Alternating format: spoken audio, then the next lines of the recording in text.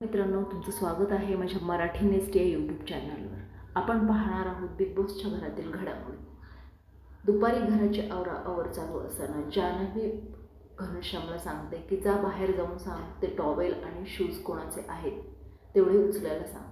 आणि स्वतः त्याच्या पाठोपाठ येऊन सूरज आणि पुरुषोत्तम दादा तिथे बसले असताना सूरजला बोलते, ए बुक्कीट टेंगू, ते शूज बीज उचल जरा, आम्ही घराची आवराआवर करत आहोत. सूरज तिच्या पाठोपाठ बेडरूममध्ये येतो.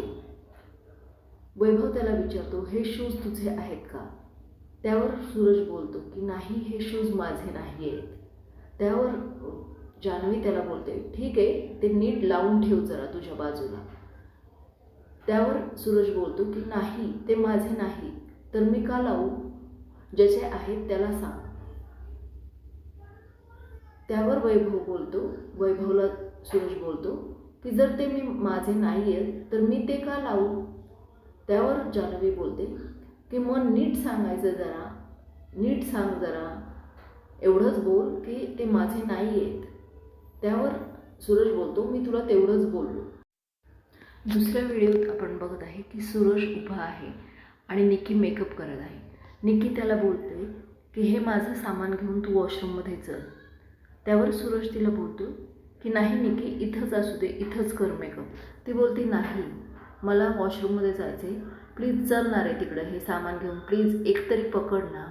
त्यावर सूरज बोलतो, नाही, मी नाही येणार, हे तुझं काम आहे, हे तूच केलं पाहिजे. तरी ती त्याच्या जवळ येते आणि बोलते, नाही रे, हे माझं पर्सनल आहे, घराचं नाही आहे, माझं पर्सनल आहे.